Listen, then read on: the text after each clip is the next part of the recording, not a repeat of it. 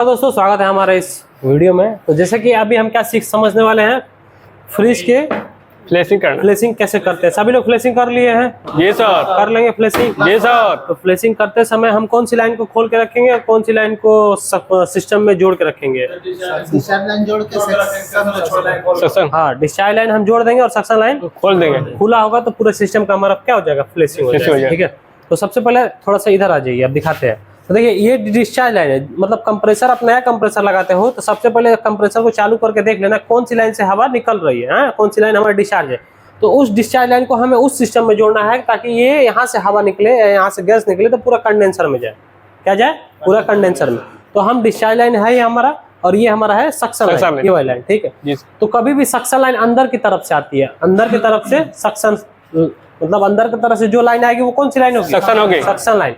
और इसमें ये लगा है कैपिलरी ट्यूब। क्या लगा है ये? Capillary tube. तो अब देखिए डिस्चार्ज लाइन से जब गैस निकलती है तो सबसे पहले आती है कंडेंसर कॉइल में। कंडेंसर कॉइल में। तो कंडेंसर कॉइल का काम होता है गैस को घुमा घुमा के ठंडा करना। तो गैस को जब घुमा के ठंडा करेगा तो फिर हमारी गैस शुद्ध होने के लिए यानी छानेगी फिल्टर। ये फिल्टर काम है गैस को छानना। फिर गैस को छानने के बाद ये गैस आगे जब बढ़ता है तो हो जाता है कैपिलरी ट्यूब में। तो कैपिलरी ट्यूब का काम होता है प्रेशर और टेम्परेचर को कम करना। तो प्रेशर और टेम्परेचर को कम करते हुए कैपिलरी ट्यूब के माध्यम से गैस अंदर की तरफ जाएगी। अंदर की तरफ जाएगी तो वो एवापोरेटर कॉइल में घूमेगा, गैस रनिंग करेगा, और रनिंग करके फिर मोटी वाली लाइन से वो वापस पुनः आ जाएगा। यानी यह एक रेफ्रिजरेशन साइकिल है और यह क्रिया हमारी चलती रहेगी। ठीक है, तो अभी हम क्या किए हैं, फ्लेशिंग किए। तो सबसे पहले हम क्या करेंगे, जब भी हम नया कंप्रेसर लगाते हैं या सिस्टम में गैस डालते हैं तो सबसे होने वाली सबसे पहली क्रिया क्या होती है? फ्लेशिंग करना, मतलब सिस्टम को साफ करना। यानी सिस्टम को क्या करें, हम खाना बनाने से पहले चीजों को साफ करते हैं तब तो बनाते हैं जी। तो अभी हम क्या करेंगे, इसमें अगर नया गैस, तो फ्लेशिंग क्यों करते हैं? फ्लेशिंग तभी करते हैं जब उसमें गैस नहीं रहता है, तभी हम फ्लेशिंग करते हैं। गैस है तो हमें ठंडा कर रहा है तो फ्लेशिंग क्यों करेंगे? तो जैसे ही फ्लेशिंग करोगे तो गैस तो पूरा निकल जाएगा। तो हमें क्या करना है, फ्लेशिंग करते हैं हम तब करते हैं जब उसमें गैस नहीं होती है, जब फ्रिज हमारा ठंडा नहीं करता है तब जाके उसमें हम फ्लेशिंग करते हैं। यानी गैस चार्जिंग से होने वाली पहले क्रिया जो होती है वो पूरा करते हैं, उसके बाद हम गैस डालते हैं। तो सबसे पहले अभी क्या डाले हैं हम, क्या किए हैं? फ्लेशिंग किया, यानी सिस्टम को साफ कर दिए एकदम।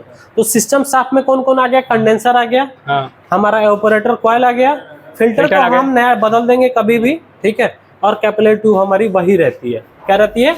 वही रहती है, कैपिलरी ट्यूब नहीं बदलते हैं। इसके बाद इतना होने के बाद हम फ्लेशिंग कर लेंगे। फ्लेशिंग करते समय आप डिस्चार्ज लाइन को जोड़ के रखिएगा, सक्शन लाइन को खुला रखेंगे, और यहाँ पे हम होल्ड करेंगे प्रेशर। क्या होल्ड करेंगे? प्रेशर। तो प्रेशर होल्ड कर देंगे हम, कम से कम 10 से 15 मिनट मारेंगे जब तक शुद्ध हवा नहीं आ जाए। और एक चीज और याद रखिएगा, ज्यादा प्रेशर होल्ड करेंगे तो एवापोरेटर निकलेगा उधर, एवापोरेटर कॉइल आपका टेढ़ा भी हो जाएगा। ठीक है, क्योंकि एवापोरेटर कॉइल की लाइनें पतली हैं।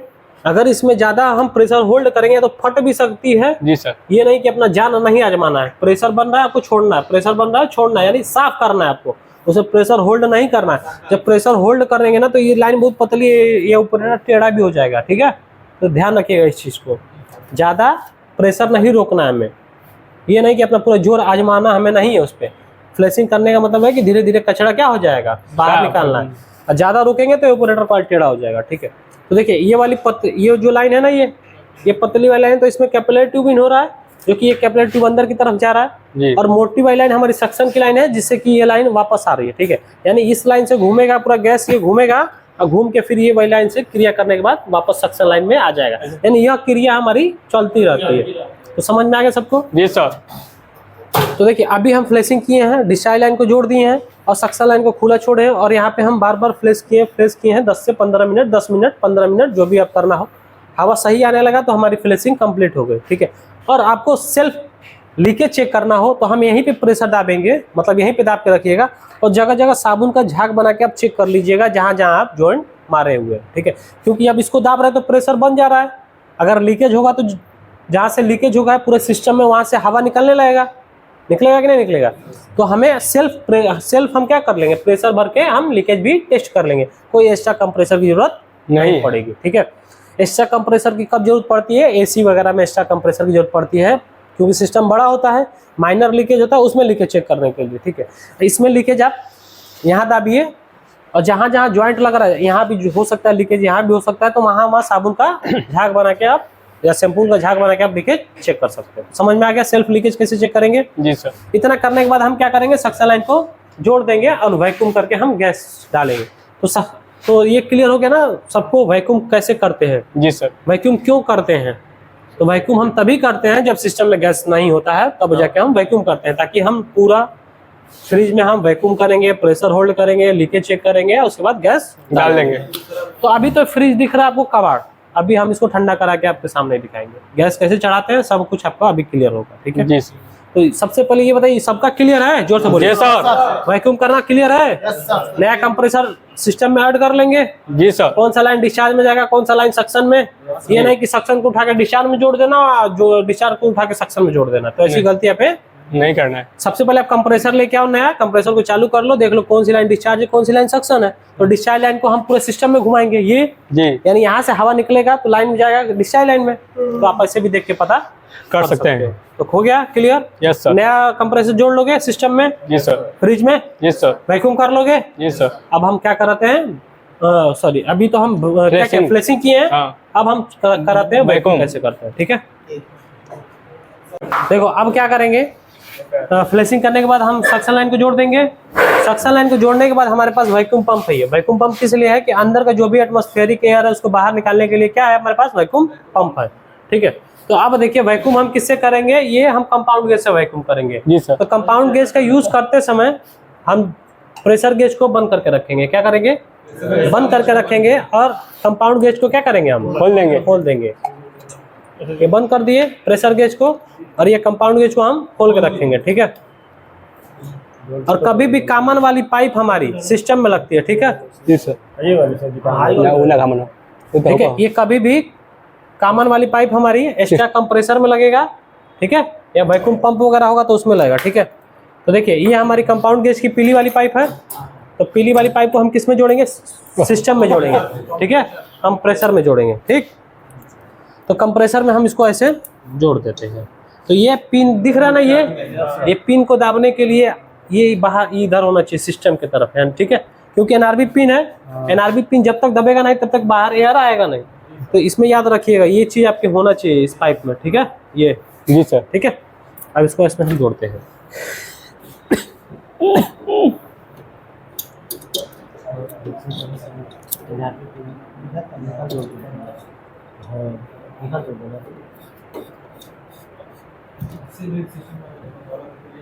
ठीक है जोड़ दिए, जोड़ दिए इतना समझ में आया सबको? जी सर। कर लेंगे। जी सर। इसके बाद हम कंपाउंड गेज को क्या करेंगे, खोल देंगे। जी सर। और प्रेशर गेज को बंद करेंगे, क्योंकि इसका काम है नहीं काम इसका है ये हमारा यहाँ से पूरा हवा खींच के लेके आएगा सिस्टम का, और यहाँ से लेके पूरा सिस्टम वो वैक्यूम पंप बाहर। अब वैक्यूम पंप को चालू करिए।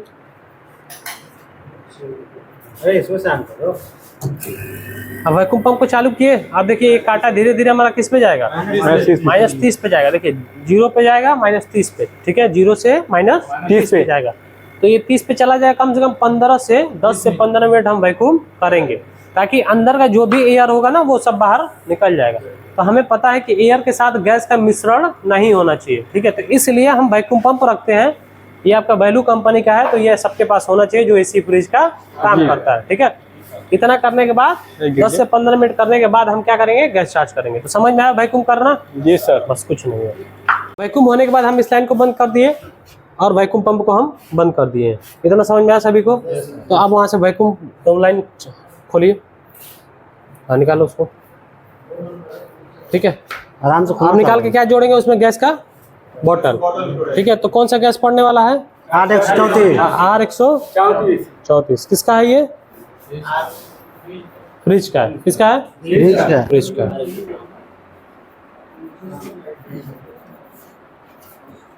हो गया। तो अब गैस की लाइन को हम जोड़ेंगे। ठीक है किससे, गैस के बॉटल से। को गैस डालते समय हम गैस के बॉटल को उल्टा करेंगे, ताकि बाहरी जो इसमें एयर होगा वो ऊपर चला जाएगा, जो गैस होगा वो शुद्ध नीचे निकलेगा। ठीक है इतना समझ में आया सभी को? जोड़ लेंगे। उतना जोड़ने के बाद क्या करेंगे आप देखिए, समझिए, स्टेप बाय स्टेप समझा रहा। ठीक है अभी यहाँ से गैस छोड़ते हैं, गैस हमारी यहाँ पे आएगी। ठीक है, गैस निकालो हल्का सा, थोड़ा सा फ्रीजिंग कर लो। हो गया, एक बार और हो गया फ्रीजिंग। जी सर। ठीक है, तो इसको क्या बोलेंगे हम, पूरा एयर बाहर निकल गया। स्टैंडिंग में हम डाल रहे हैं, एक बार फिर से छोड़ेंगे।